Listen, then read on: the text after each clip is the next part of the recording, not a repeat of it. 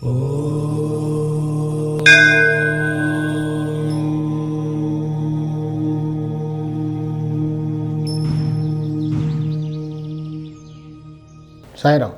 విశ్వకర్మ వాస్తు YouTube ఛానల్కి స్వాగతం.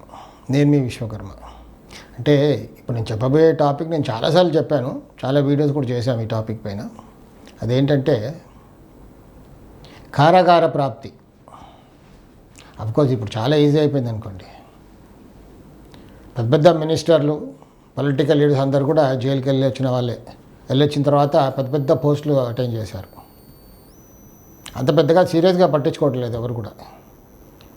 నేను నిన్నే ఒక వీడియో చూసాను ఎవరిదో, అస్ట్రాలజర్ది.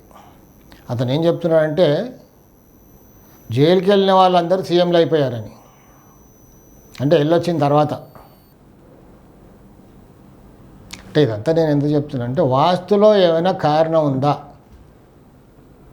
ఇలాంటి పరిస్థితుల్లో ఇరుక్కుపోవడానికి? అంత బాగుంది, డబ్బు ఉంది, కోట్ల ఆస్తి ఉంది, పేరుంది,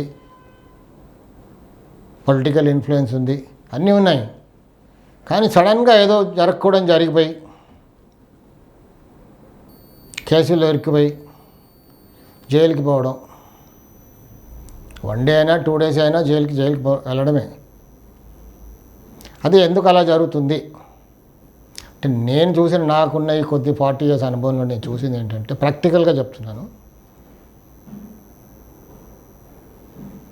మనం ఉండే స్థలంలో లేకపోతే ఆఫీస్లో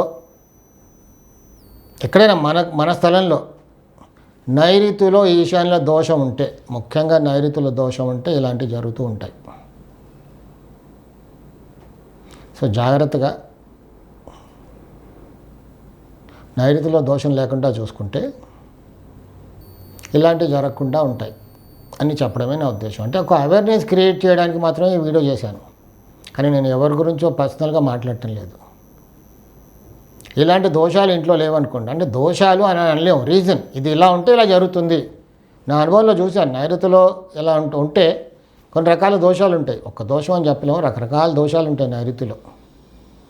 నైరుతి ఎలా ఉంటుంది? దక్షిణ నైరుతి, పశ్చిమ నైరుతిగా ఉంటుంది. ఆ మూలను మనం నైరుతి అంటాం. దోషం అనడం కంటే కూడా రీజన్, పశ్చిమ నైరుతిలో ఇలా ఉంటే ఇలాంటి సంఘటనలు జరుగుతాయి. అది మనం సవరించుకున్నాం అనుకోండి, అసలు అలాంటి సంఘటనలు జరగకుండా హాయిగా ఉంటాం. సాయి రక్ష.